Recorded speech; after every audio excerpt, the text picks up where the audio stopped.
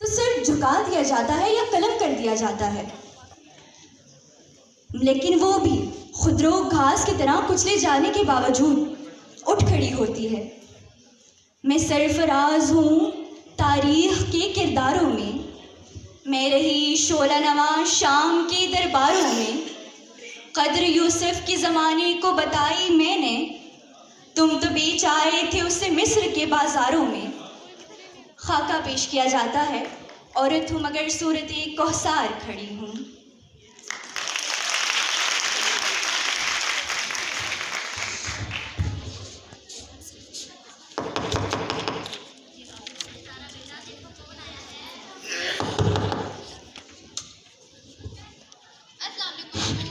वालेकुम अस्सलाम।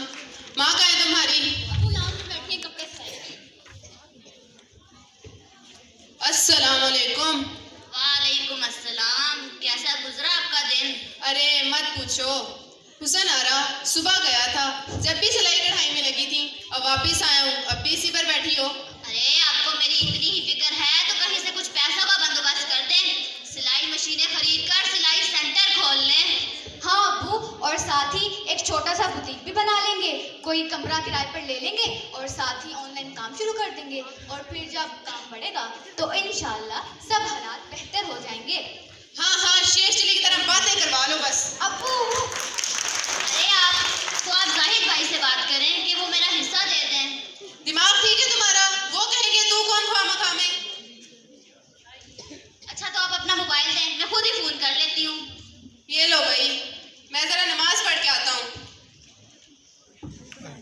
अस्सलाम वालेकुम जाहिद भाई, कैसे हैं आप? जी जी सब खैरियत है। भाई साहब आपसे एक ज़रूरी बात करनी थी, क्या आप जल्दी में हैं? अस्सलाम वालेकुम मामू जानी, कैसे हैं आप? आप तो इसका चांद ही हो गए हैं। जी हाँ, स्पीकर पे करो, स्पीकर पे करो। दरअसल एक मसला हो गया है, आप आज किसी ना किसी तरह हमारे घर आ सकते हैं, बहुत ज़रूरी बात है। जी हाँ, बस आप आए ना। उल्टा सीधा बोल रही थी। ऐसे को नहीं आती, इससे ज़रा सीखिए। तो कह रही है। अच्छा जाके अपनी पढ़ाई पर ध्यान दो। ज़ारा बेटा तुम भी कुछ मामू के लिए बना लो, आएंगे तो खाना खिला कर ही भेजेंगे। अच्छा अम्मी, अगर हिस्से वाली बात पर उनका पारा ना चढ़ जाए।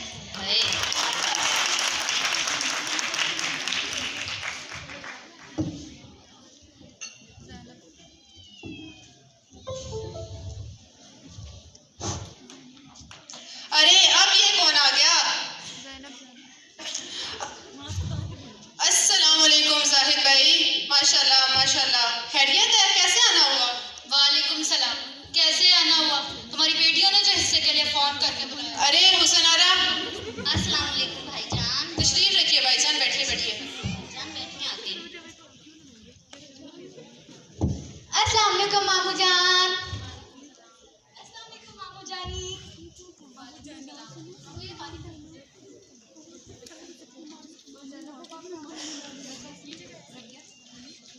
ऐसी क्या बात हो गई कि इमरजेंसी नाफिज कर दी? वो दरअसल वही तुम लोगों का पुराना किस्सा, हिस्सा दे दो, हिस्सा दे दो। शादियां करा दी, जहेज दे दिए, ईद त्योहार भी तो करते रहते हैं, अब भला कौन सा हिस्सा? अरे भाई साहब बैठिए, अरे भाईजान तशरीफ रखिए, बैठिए आप बैठिए।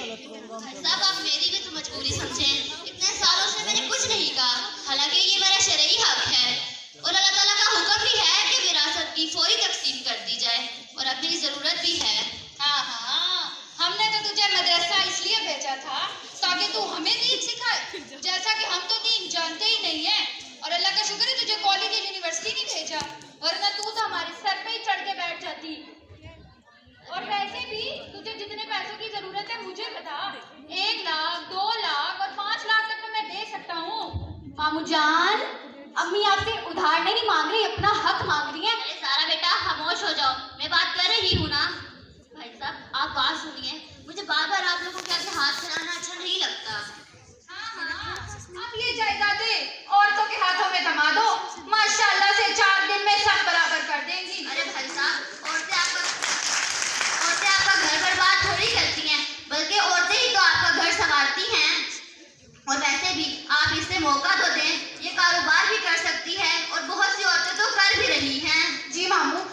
जानते हैं ना मेरी पढ़ाई अधूरी रह गई क्योंकि फीस के लिए पैसे ना थे, लेकिन अब हमें मरियम को यूनिवर्सिटी में भेजना है, इसलिए हम सोच रहे हैं कि कोई दुकान किराए पर लेकर एक अच्छा सा बुटीक बना लें। अरे बस करो ये तकरीरें, जाओ जाके मामू के लिए खाना लगाओ।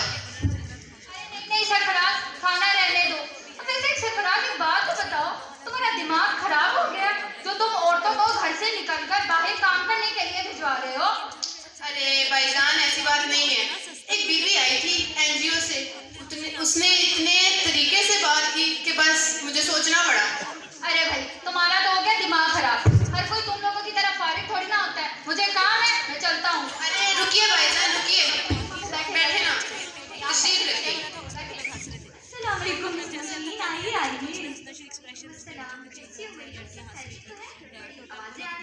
जी हाँ सब खैरियत है। वो दरअसल हमारे मामू आ जाए ना, और ये बैठ जाइए ना, आपकी तरफ चलती है, बैठिए आप। बैठे आप, बैठे चले, आपके लिए अच्छा सा खाना बनाए। बैठे बैठे।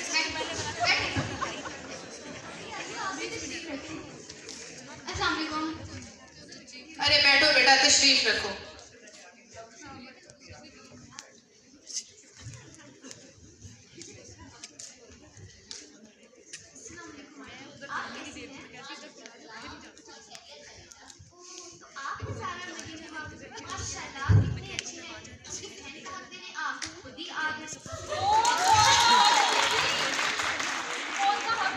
और तुम होती कौन हमारे घरेलू मामलात में बोलने वाली? अरे भाईजान वही है एनजीओ वाली नौशीन बीबी, जिनका अभी जिक्र कर रहा था। और बीबी नौशीन, तुमने ऐसी कौन सी गिलर सिंगी दी है ऐसे जो तुम्हारी बातों में हाँ मिलाई जा रहा है? माफ कीजिएगा मिस्टर। जाहिद नाम है मेरा। हाँ तो साहिब साहब, औरत अगर अपने पैरों पर खड़ी होने की कोशिश करे या अपने घर वालों की माशी मुश्किलात को कम करने की कोशिश करे तो इसमें नौजवान को कैसा खतरा है? और वैसे भी आजकल तो बहुत से इदारे हैं जो हुनरमंद खवातीन की मदद करते हैं, और आप हमारे इदारे को ही देख लें, कितना बड़ा इदारा है माशाल्लाह से। लेकिन अगर आप इनको इनका हक दे दें तो ये आपके लिए भी बेहतर है और इनके लिए भी, है ना? मैं ठीक कह रही हूँ। ओ नहीं जी नहीं जनाब, ये जो औरतें घरों से निकलकर बाहर काम करती हैं ना, मर्दों को जूती की नोक पे रखती हैं। और वैसे मैं ऐसे हजारों मर्दों को जानता हूँ जिनकी औरतें घरों से निकलकर बाहर काम करती हैं। अल्लाह माफी। मामू, आखिर आप औरतों को इतना हकीर और कमतर क्यों समझते हैं? ओ नहीं पता, तू तो हमारी इज्जत है, हमारी ती रानी है। तो इसलिए आपसे अपना हक जबरदस्ती मांगना पड़ रहा है? तो जाहिर साहब, आप किस चीज की बात करते हैं? वो जिसने माँ के कदमों तले जन्नत और बेटियों को रहमत करार दिया है। रब ने तो अपनी मोहब्बत की मिसाल 70 बापों से नहीं बल्कि 70 माओं का हवाला दिया है। जाहिर साहब, आप उसके दीन को बदनाम ना करें, आप अपने मंसूबे इस्लाम नाफिज ना करें, बल्कि हक और सच पर अमल करें। जी बीबी, आप दुरुस्त कह रही हैं, मैं इस हिस्से वाली बात पर जरूर गौर करूंगा, लेकिन अभी मुझे देर हो रही है और काम भी है, तो मैं चलता हूँ। अब आए ना फिर भाईजान।